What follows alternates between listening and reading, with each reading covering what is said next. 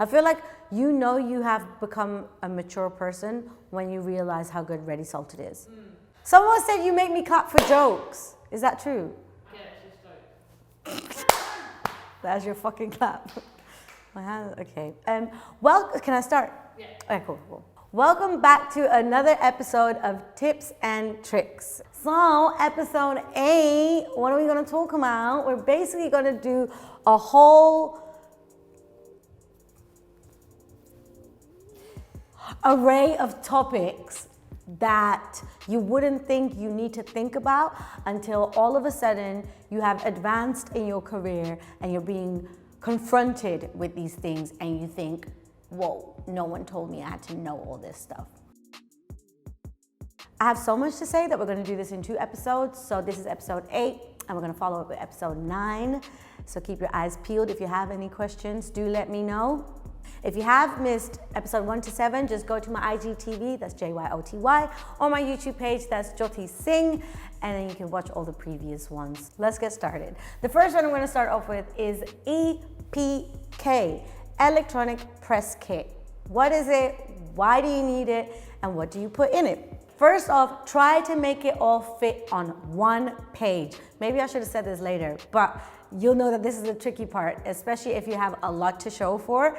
At the start, your EPK might easily fit on a one-pager, but as you go along and you do more and you have to add more, this might be really tricky. So it's good to always have someone else look at it and let you know if you can take something out or add something in. A bio, very important. If you're not comfortable writing this yourself, I bet you any money you know someone, get someone to just put the information you've given them into a little paragraph. It doesn't have to be long at all. Mine is like 2 paragraphs, but only like a few sentences. So basically it's told in an engaging, touching a little bit more on the emotional rather than the stats, because the stats then follow up after. So it's kind of like a introduction to the world of you in a captivating way. So for someone to get excited and be like, oh, they are this and that.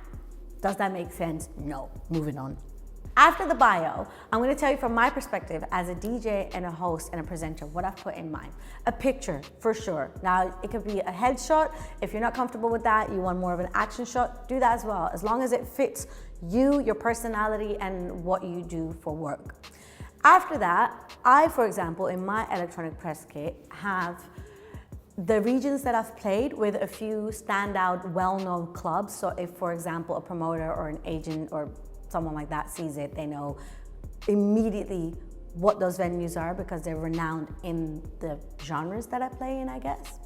After that, it has some standout names of guests that I've had on my radio show, brand campaigns I've been in with a link to those campaigns. And if those campaigns don't exist anymore, maybe you can put a blog post that went out or somewhere where at least it's written or you can see that you were in it, a picture, a video. Then I also have selected press. So I've picked my favorite magazines or blogs that have written about me.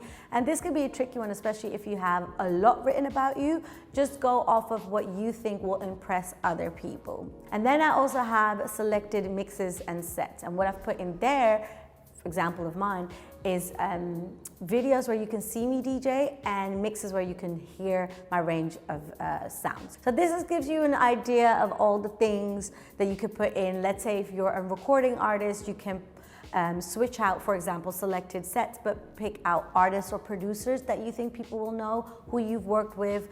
Make it work for whatever industry or what kind of lane you're in. Most important, again, make all of that information fit on one page, make it look clean, make it look easy to read and not overwhelming. You don't want to make the text too small. Don't do that trick. You know what you used to do in high school? When you used to make text super big, you're like, I'm going to make it 13 and then the page is full.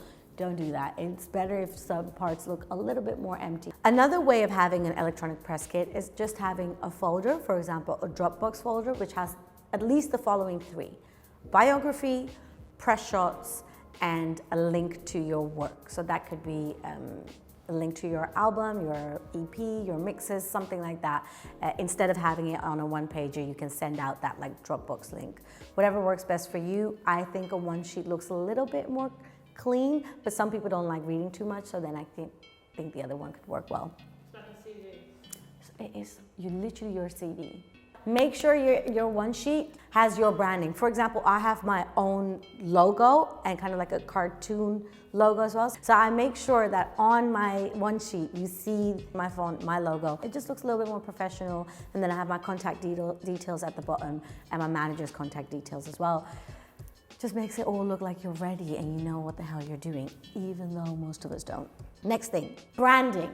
Decide if you want branding. It basically ties everything you're doing into a very quick visual trigger for people who see it multiple times. They will link that logo, that cartoon, that visual with you, and they immediately recognize it before you've even said anything, before your mix starts playing, before they enter your website or anything like that.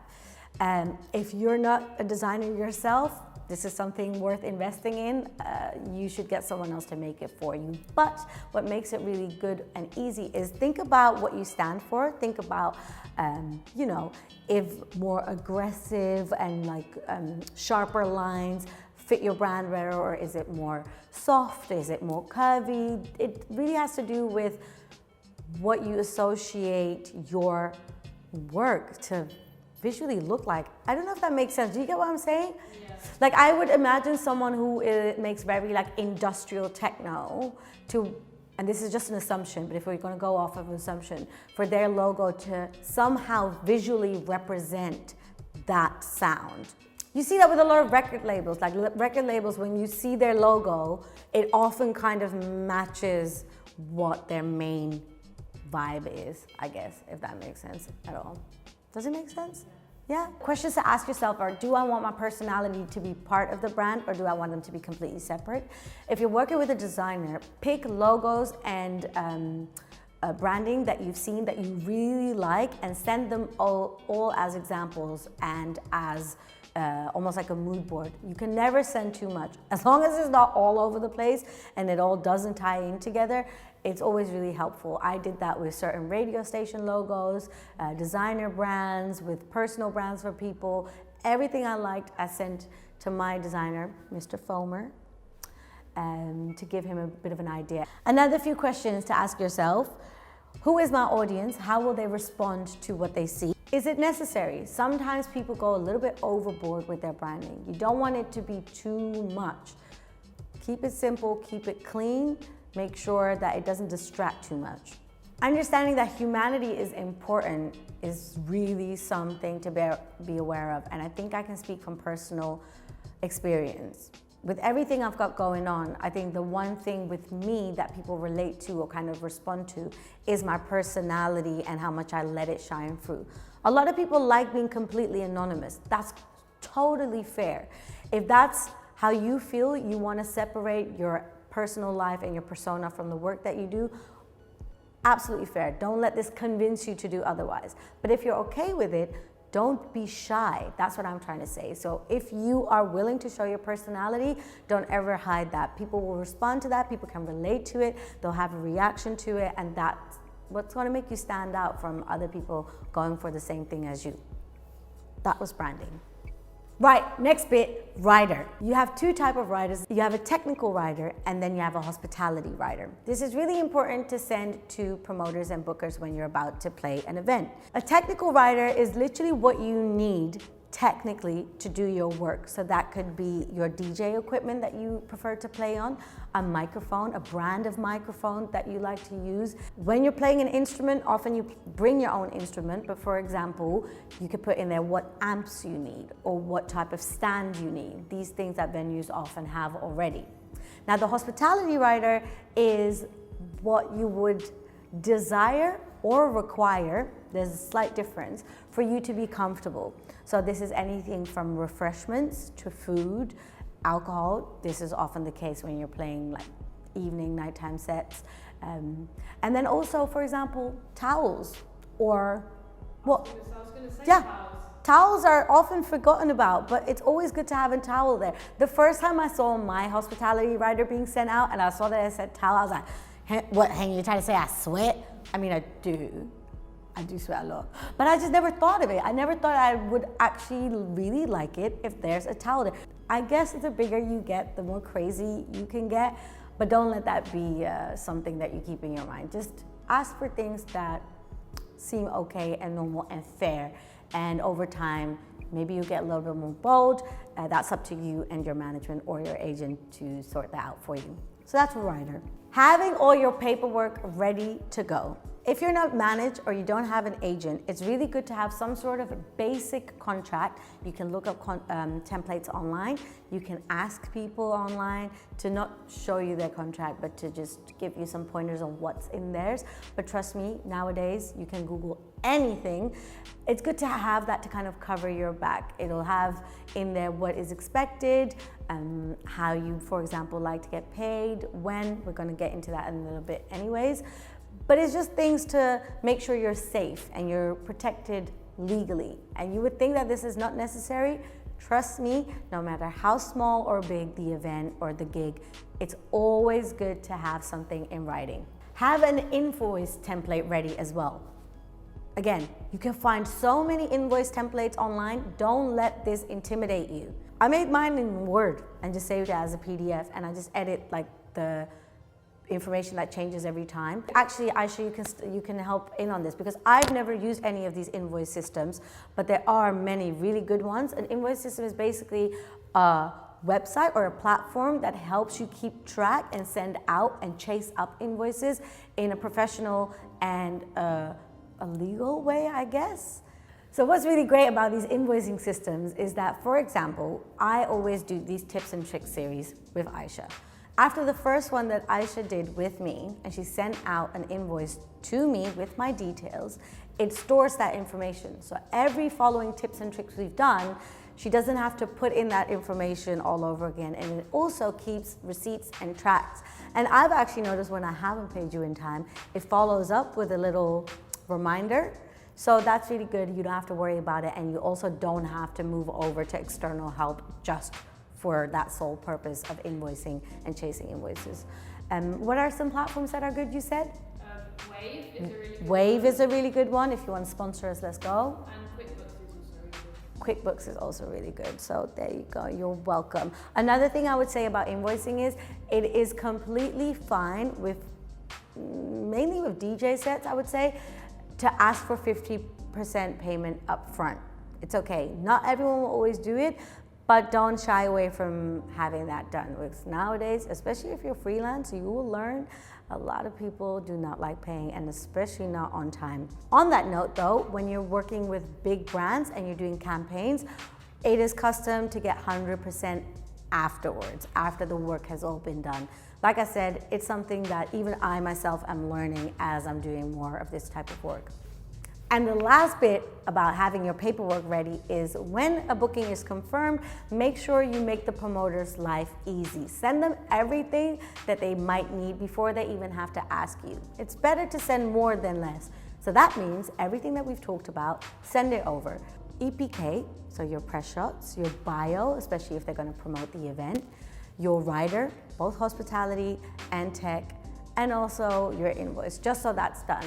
It doesn't mean that you want that payment right there and then, but it just means that they don't have to remind you to send it over afterwards. Trust me, the promoter will really be grateful for this because you made their life a lot easier and you saved them a lot of back and forth over emails. When you've been booked for an event, a set, something you're hosting, DJing, whatever it is that you're doing, give a little. It's one thing to do things for just the money. It's another thing to actually show that you're proud and you're happy to be there. Also means that you will probably get more people to host or play to as well, because you're going to be encouraging ticket sales. It's a good look for the promoter or whoever booked you. They will be excited about that. They'll also be happy and comfortable knowing that you're happy to promote whatever you're doing.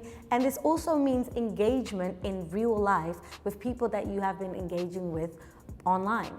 If someone lives in that city or that country and they can come to see you because they saw you promote that work, it literally adds another dimension and especially kind of another layer of support and loyalty towards you and your work that will come back to you in tenfold. And you know, a lot of people will take down a flyer as soon as the event's over, and that's totally fine, because once it's done and you move on to the next thing. But keep that in mind, give a little, and it just makes you look good, because no one likes someone with a stanky attitude, right? Email etiquette. This is something that I've been wanting to talk about in the previous few episodes, and a few of you asked this every time I've brought it up on my IG story, what you wanted to know more about. Email etiquette is so important. I've already said in the video where we did manager versus agent that when someone is speaking on your behalf, you want to make sure that they speak in a very polite and PC manner and they make you look good. But that also goes for yourself. When you're emailing people, make sure you email them correctly. Kindness always wins. Promoters, agents, managers, whoever, brands, PR, marketing, they love to deal with someone who is kind. It also makes you go at the top of the list of people that they considered. Everyone loves to work with someone who is easygoing and just fun to be around. Be accommodating, but never overcompensate. Remember, relationships are really important. Think about this relationship as being part of your reputation. It can take you really, really far. If you have been lovely from the very first email that was sent or the very first DM, however you're communicating, it'll take you a very, very long way. That relationship will come to fruition, even if it wasn't through that first opportunity that you may not have gotten picked for, another thing will come around. Just have faith. I've got 2 more bits. Attitude. Attitude is everything. Remember, you're a DJ, you're a host, you're a presenter. You are not the king or queen of this world. You don't run everything that is around you. And I'm not trying to say that your role isn't very important. It really is, but it's good to be humble and to kind of be realistic. It's good to just know your place. I know this is starting to sound negative, but what I'm trying to say is that your attitude can make or break your brand. Compliments, receive them. Remember them, especially when times get hard. You know, we all know that out of 100 messages, if only one is negative, that's the one you're gonna remember the most. So I don't want this to discourage you. I just wanna, if I can in any way, stop you from becoming that dickhead person that then everyone talks about of being up their own booty hole too much. Because it can easily happen. If you're constantly being told you're great, you're fantastic, especially in the time that we're living in now of the internet where you can go from 0 to 100 overnight, it's important to know that what you're doing, many other people are doing as well. So if you're doing a good job, but you're being nice and humble while doing it, but knowing that you're sick, let's just get this straight. Being humble doesn't mean being negative. It doesn't mean not recognizing your own talent. It just means being realistic. If you're doing all those things, that will make you win. That was a bit lame. But you get what I'm trying to say. The last thing I would say is something that my manager taught me, and it's the rule of 2 out of 3. The rule of 2 out of 3 means that there's 3 things that are really important in this industry. And if you get 2 out of 3 right every single time, more work will keep coming your way. If you only get 1 right, you will find yourself struggling at one point. Here are the 3 things. The quality of your work, that's 1. The promptness and ease of the delivery of your work. 3, your character. All 3 guaranteed success. 2 out of 3, you're good. 1 out of 3, you've got a little bit more work to do. So have that as a rule of thumb and check yourself after every job and see how many you crossed off. And also don't be afraid to ask somebody, especially when you're new, if they have, just like you would do actually, I guess, with a job interview and like traditional job interviews. You know what I've learned? Like this millionaire, like self-made millionaire said, the way to stand out from other people who are applying for jobs in a job interview is to, at the end, always ask, is there anything that I've could have improved on or anything that stood out for you that you think I should be aware of? It goes the same way in the creative industries. It just shows that you care and it'll give you something that maybe you wouldn't have figured out by yourself, and it's only gonna make you better and better. Also, special shout out to my manager, Henry, who has helped me come up with the topics for these 2 episodes. And you know what, Aisha, let me shout you out as well, because do you know what? The last one I dropped, you weren't even in the caption. Bitch. I'm so sorry. Take your shoe off. Woo. Sweet.